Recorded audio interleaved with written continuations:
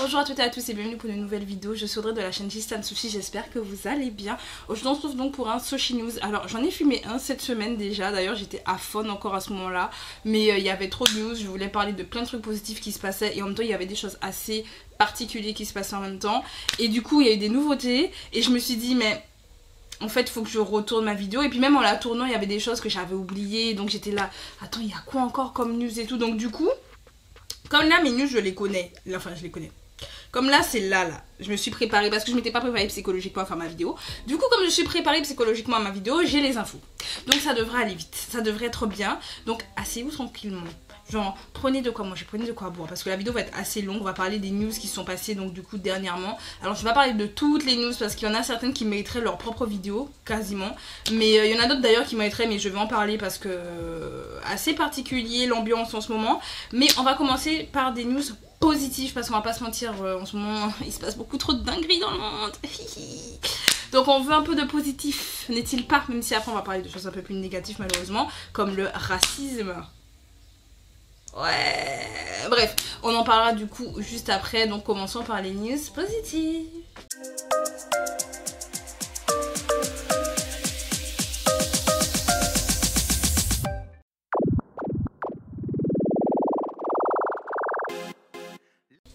Première news positive, le retour des Kara. Pour les personnes qui ne connaissent pas Kara, c'est un groupe qui a débuté à la DSP Media en 2007 et elles ont été un des groupes les plus populaires et les plus connus de la seconde génération.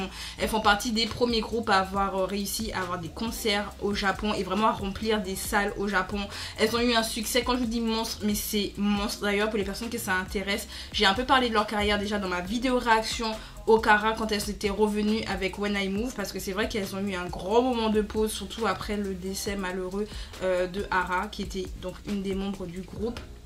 Donc elles sont revenues d'ailleurs avec d'anciennes membres qui étaient partis du coup, donc ça faisait des années qu'on ne les avait pas vues. Elles étaient revenues avec ce titre qui était un banger absolu, donc j'en ai fait une vidéo réaction et dedans je parle un peu de leur carrière. Et pour parler un peu plus profondément de leur carrière, j'ai fait une vidéo sur la DSP Media qui était donc leur agence et qui est toujours, parce qu'elles sont à la RBW, mais je vous explique pourquoi RBW c'est DSP. Je vous explique tout ça dans mon Sushi Time sur la DSP Media et comment en fait cette agence elle a fini par avoir un downfall alors qu'elle faisait partie, ou elle aurait pu faire partie des plus grosses agences de K-pop. En tout cas, on est extrêmement contente parce que les Kara vont enfin revenir, parce que depuis When I Move on ne les a plus vus parce qu'on s'est dit c'est bon, on va avoir de l'activité et tout, mais après elles ont redisparu. Genre Nicole a fait des solos, d'ailleurs elle est revenue récemment en solo, Nicole. Bon, je suis pas trop fan de 1, 2, 3, 4, je crois que c'est ça le titre, ou c'est 7, 8, 9, je sais plus, mais elle dit tous les chiffres dans la chanson. Donc, mais bref, en tout cas j'avais fait une réaction, mais au final elle était pas ouf, donc je ne la sortirai certainement jamais. Mais en tout cas elle est revenue avec ce titre là récemment, durant le mois de juin. La chanson est bien, hein, mais juste pas the banger que j'attendais, mais elle est pas mal. Franchement, allez l'écouter. Mais c'est vrai qu'on va dire en dehors de leurs activités solo, on les avait pas revues. Et là, en juillet 2024, elles sont censées revenir. Et je crois que ce sera début juillet. Voilà, en tout cas, c'est ce que les news disent. Donc, on est extrêmement contents et on a hâte. En tout cas, les fans de seconde gen, on a hâte. Bref, passons à la news suivante.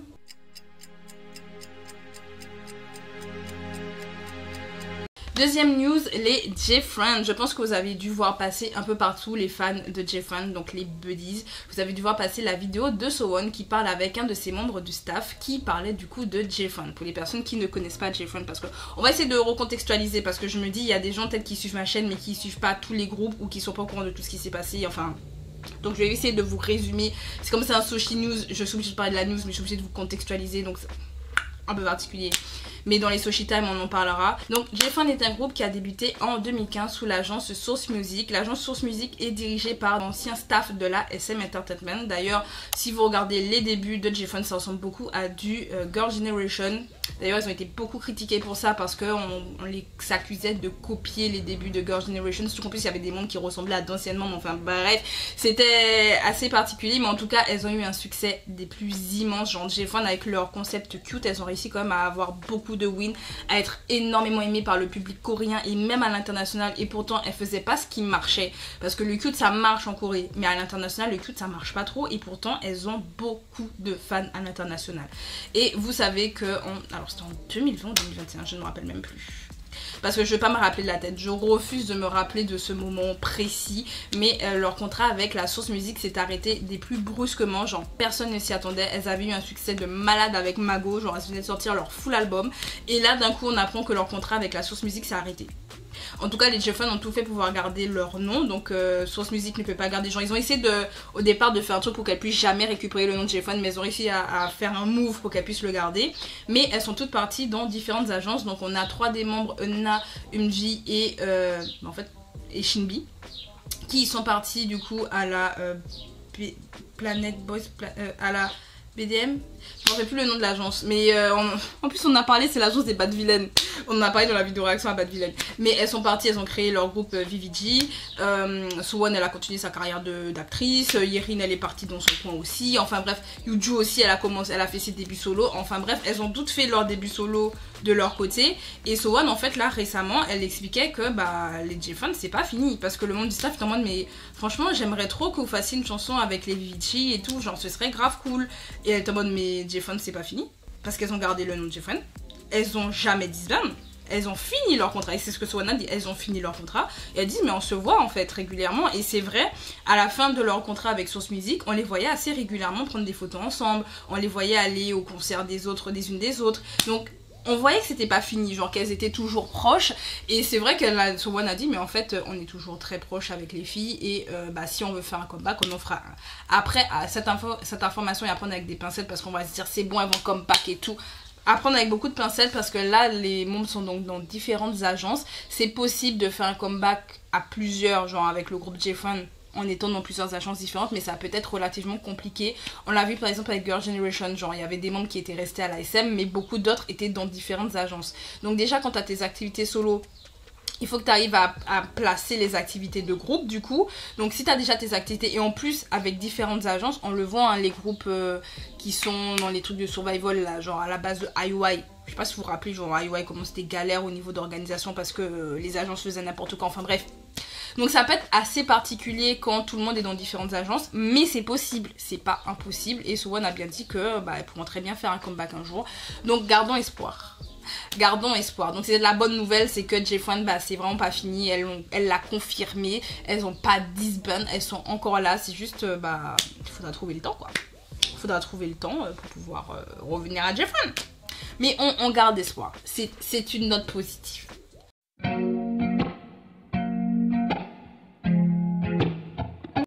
Autre note positive que l'on a, c'est Madame Rosé. Alors c'est mi-positif, mi-négatif.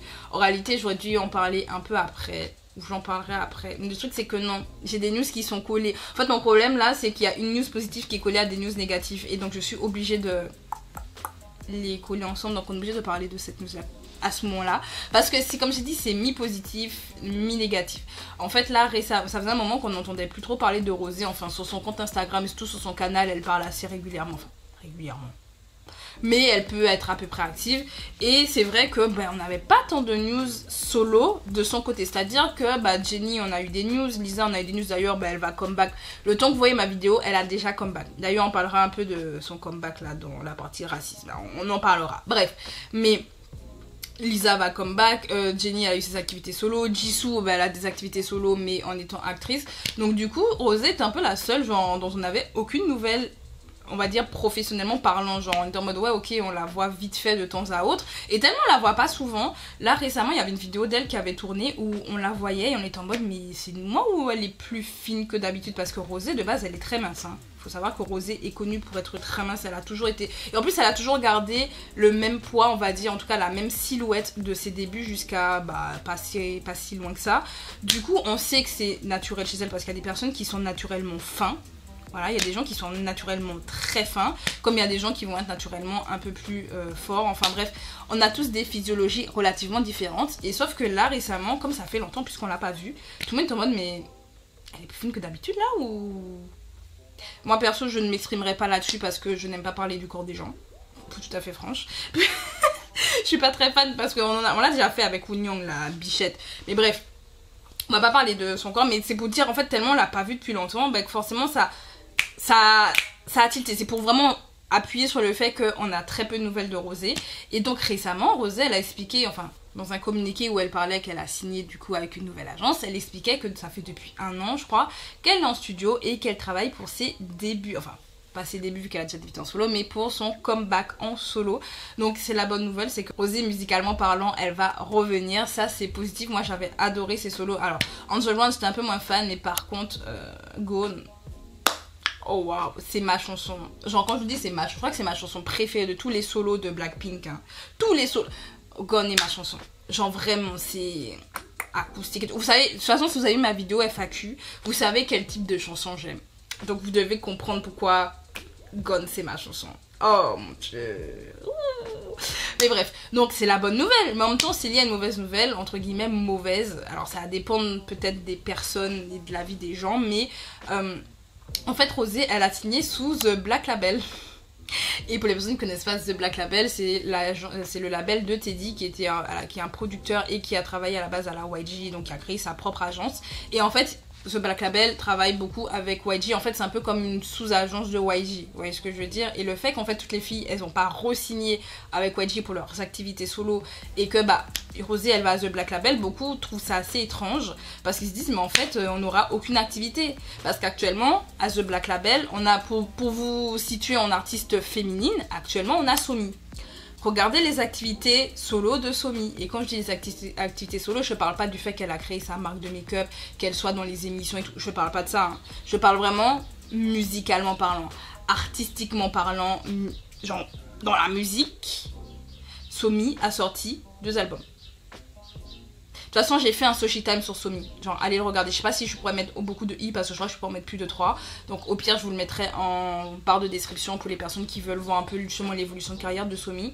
Mais je parlais justement de sa signature avec The Black Label et du fait que beaucoup se plaignent de cette signature là parce que bah Somi on la voit quasiment pas. Genre moi j'ai tous les albums de Somi et toutes les versions, hein. Il y en a 4. C'est très facile. C'est pas comme Make Pas où t'en as 26 000. Il y a 4 versions. Enfin t'as 2 versions pour les 2 albums, du coup ça t'en fait 4. Donc le fait qu'avec Somi, on ait très peu d'activités, que les albums soient pas... Les albums de Somi sont... Enfin moi j'aime beaucoup les chansons de Somi, mais soyons full honnêtes, il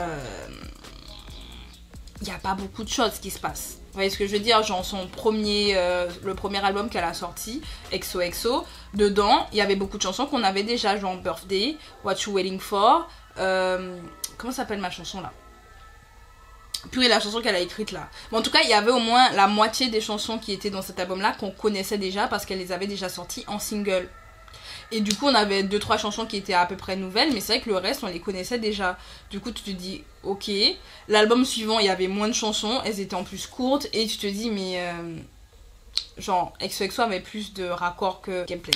Genre, par rapport à Gameplay, franchement, bon, elle a expliqué un peu le mood de l'album, mais c'est vrai que quand tu regardes par rapport à ce qu'elle a sorti, moi j'aime, comme je le répète, j'aime beaucoup ses sons à la base, mais c'est vrai que ben Soumi on la voit pas trop en activité solo quoi, enfin musicalement parlant elle est un peu nulle part. Et le fait qu'avec Blackpink c'était un peu le cas aussi, genre on avait des hiatus qui duraient des années et des années, enfin tu te dis mais Rosé tu retournes là-dedans. Et en fait c'est ça que les fans reprochent au fait qu'elle est signée à The Black Label, c'est qu'ils se disent mais en fait c'est comme si elle retournait à YG. Il y en a qui disent mais pourquoi? Alors en même temps il y en a qui sont contents parce qu'ils savent qu'au moins à The Black Label elle va pouvoir libérer sa créativité parce que bah en soi elle est peut-être aussi très bien là-bas, elle a beaucoup travaillé avec Teddy d'ailleurs pour ses débuts solo. Donc du coup il y a quand même une partie positive où on se dit qu'on aura vraiment du Rosé. Vous voyez ce que je veux dire, genre ce sera qualitatif. Mais en même temps est-ce qu'elle va être très active? C'est la question. Après, il y a aussi le débat du est-ce qu'il faut être aussi actif dans la K-pop aujourd'hui. Et j'en ai un peu parlé dans la carrière de Somi dans mon Soshi Time, où je disais qu'aujourd'hui, avec la compétitivité que l'on a dans la K-pop, où il faut à tout prix rester là, sinon on t'oublie. Parce qu'en fait, c'est un peu ça le problème, c'est qu'aujourd'hui, on t'oublie assez vite. Il y a ce côté où il faut être tout le temps là, il faut être tout le temps présent. Sauf qu'en fait, ça, les idoles, en fait, se reposent pas. Ils sont tout le temps là, ils ont tout le temps des activités. À un moment donné, ils sont humains, il faut qu'ils prennent des pauses. Donc, il y a le côté où genre dans l'industrie musicale américaine, des fois ils prennent des années à faire des albums. Dans la K-pop, ils te prennent juste limite un mois. Un mois, on te prépare un album. Genre limite toutes les saisons, t'es là.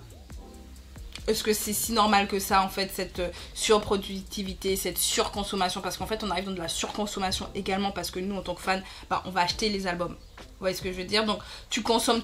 En fait tu t'arrêtes jamais de consommer. Genre là je me regarde là, pour les albums que je m'achète là, je me dis mais en fait j'achète des albums tous les mois. C'est... surconsommation. Vous voyez ce que je veux dire? Donc du coup il y a comme le côté du est-ce qu'il faut à tout prix qu'elle revienne aussi souvent, et en même temps Rosé elle est connue, donc est-ce qu'elle a besoin d'être tout le temps présente? Ouais, il y a quand même une interrogation. Peut-être qu'on en fera un sushi time d'ailleurs si ça vous intéresse, genre par rapport à ça. Mais ou un sushi s'exprime sur le fait d'être hyper actif dans la K-pop, on en fera peut-être un. Mais au final, moi je suis un peu mitigée. Voilà, je suis mi-figue, mi-raisin. Je me dis bon, toi j'aime beaucoup les chansons de Somi en solo, donc et j'avais aimé le travail qu'elle avait fait avec Teddy pour Rosé. Donc du coup, je sais que je vais aimer ses solos, mais en même temps, est-ce que c'est... De toute façon, on verra. Pour le moment, on fait des suppositions. On n'a pas vu le management de The Black Label avec Rosé. On verra. On verra. Restons positifs. Continuons sur les news positives, même si franchement ce Sushi News va être hyper long.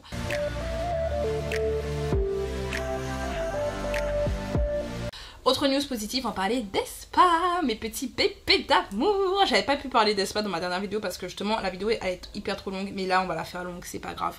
Mais Aespa, mes bébés, mes femmes, oh là là, elles sont dans le coup revenues là récemment avec leur tout premier full album qui franchement, je suis contente. Quand je vous dis je suis contente, je sais qu'il y a des gens qui n'ont pas apprécié des masses leur full album, mais moi je trouve qu'on a toutes les couleurs d'Aespa dedans en réalité, parce que j'ai retrouvé la vibes qu'on avait avec genre Savage Girls et tout ça, et j'ai retrouvé la vibes qu'on a eu avec Spicy Drama. Vous voyez, musicalement parlant, en fait, on retrouve ces deux univers-là d'Aespa. Et ce qui fait que bah ça peut plaire à plusieurs personnes. Tout l'album ne plaira peut-être pas à tout le monde, peut-être aux fans vraiment hardcore like me. Mais c'est vrai que il y a de tout. Genre, tu vas avoir de la ballade, tu vas avoir des musiques plus pop rock, tu vas avoir des musiques un peu plus R&B, pop, tu vas avoir des musiques... En fait, on a de tout. Du coup... Vraiment, je vous dis, c'est l'album qui peut plaire le plus. Et physiquement parlant, parce que je m'étais acheté 3 versions qui sont là-bas. Mais de toute façon, si vous voulez voir les versions que je me suis achetées, allez regarder mon compte TikTok. Parce que j'ai fait un unboxing. Et je vous ai d'ailleurs dit mon avis par rapport à cet album-là. Et à la qualité que l'on a sur cet album-là. Parce que vraiment, SM, enfin en fait. Parce que leur dernier mini-album, je vais être full honnête, en qualité physique, j'étais déçue. Mais j'ai été déçue. En fait, le truc, et ça j'en ai parlé dans un autre Sushi Time, dans un autre Sushi News, du fait qu'on a 20 000 versions et que les qualités en fait physiques, ça ne suit pas. Genre t'es là, tu fais plein de versions et au final c'est pas ouf. Et quand je dis pas ouf, vraiment je vous dis, je compare à leur début, genre avec Girls ou avec Savage, vraiment la qualité des albums qu'on avait, elle était là. Là, tu te dis, mais la SM, vous faites quoi, genre? Toutes les versions ne se valent pas, toutes les versions sont pas ouf, vraiment Spicy. Je vous dis, les albums de Spicy, enfin ouais, de My World, genre j'ai été déçue. J'ai été giga déçue. Enfin bref. Bref, on en parlera. Je pense que j'en ferai une vidéo pour vous expliquer. Mais de toute façon, j'en ai déjà vite fait parler sur TikTok. J'ai fait une review plus un unboxing. Donc allez regarder si ça vous intéresse. Mais en tout cas, non seulement je suis très satisfaite de leur retour, mais également, je suis pas la seule parce que Supernova, qui est une de leurs titles, vu qu'elles ont deux titles, elles ont Armageddon et Supernova, bah Supernova est en train de battre des records. Elle est arrivée au stade de Savage, qui est quand même l'un des titres qui a eu le plus de wins dans des émissions télé. Savage a actuellement a eu 8 wins et actuellement Supernova a eu 8 wins également. Très dur à dire. Donc on voit que Supernova marche, genre on entend cette chanson partout, genre vraiment si tu n'aimes pas la chanson, tant pis pour toi parce que tu l'as partout dans ton feed, genre tout le monde est sur Supernova. Et Armageddon n'est pas tant reste que ça parce qu'ils ont quand même, Suicide a quand même réussi à gagner des wins et franchement, moi je vous dis il faut l'écouter plusieurs fois. Cette chanson, je l'ai dit dans ma réaction, elle est vraiment sournoise. C'est-à-dire que Supernova c'est tac, tout de suite ça te claque, que Armageddon elle te claque pas tout de suite, mais elle pète. Mais bref, en tout cas, elles ont beaucoup de succès en ce moment et même des professionnels de la musique disent que Supernova pourrait être la chanson de l'année. Vous voyez, The Song of the Year, ça pourrait être Supernova. J'en sais pour vous dire vraiment à quel point Supernova a un impact de zinzin. Bref, ça c'est la partie positive pour Aespa. Mes baby, mes femmes, oh waouh. En plus, elles vont faire leur début au Japon, on a hâte. Mais quand je vous dis on a hâte, on a extrêmement hâte. Je sais pas si je vais vraiment aimer, pas tout à fait franche. Mais on garde espoir. En plus, on a vu les AI, genre dans leur comeback là. Genre là, ils ont fait une pub là récemment, je crois que c'était pour des lunettes. Et on a vu les AI.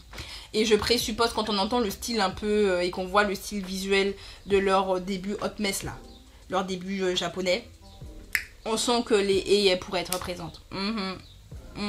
Elles pourraient très bien être présentes. Genre, waouh. Donc on reste dans leur concept. Bref, et on va finir du coup les news positives avec mes petits wavy.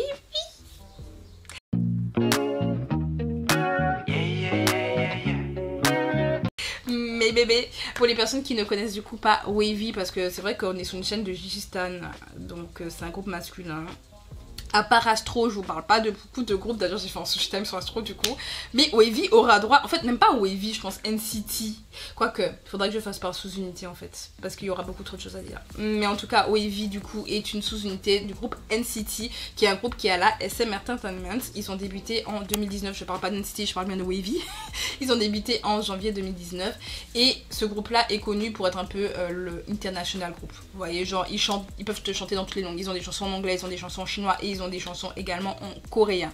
Et depuis leur début, Wavy, on va pas se mytho, ils ont jamais eu de win dans des émissions de télé. Genre jamais. Pourtant ils ont des sons en coréen, donc ils peuvent performer sur des plateaux coréens, mais ils n'ont jamais eu un seul win. Et là récemment avec leur comeback Give Me That, qui est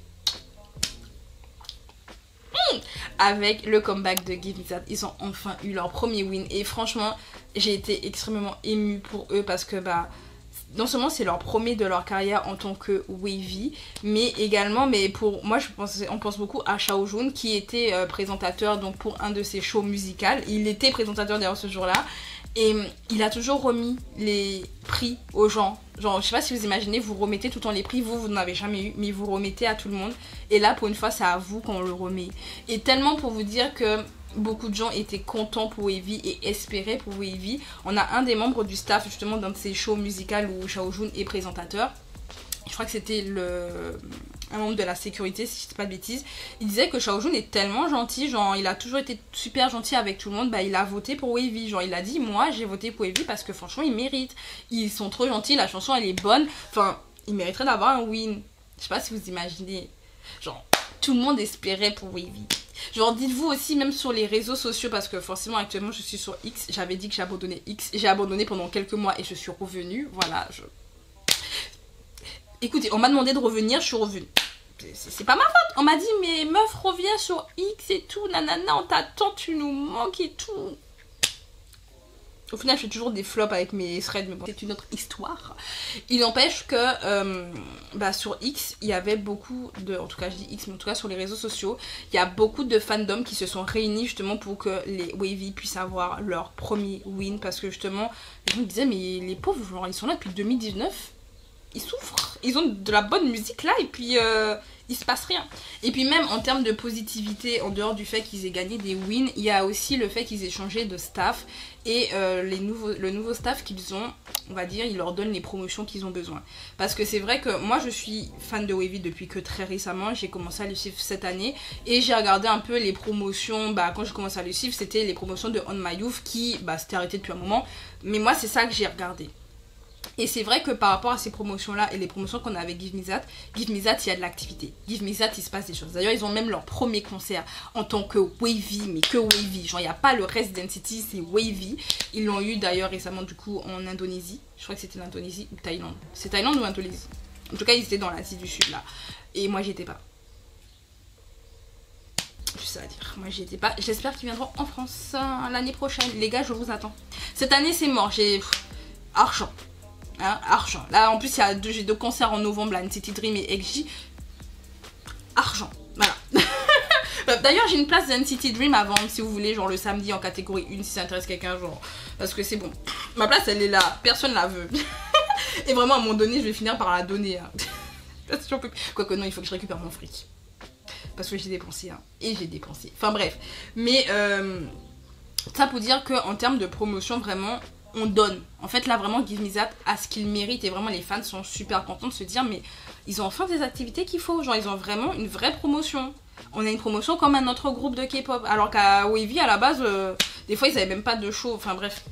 Donc les fans sont contents par rapport à ce changement de staff et du fait qu'on sent qu'ils sont aimés en fait et qu'ils sont reconnus par ce staff. Et je vais rentrer du coup dans les news négatives.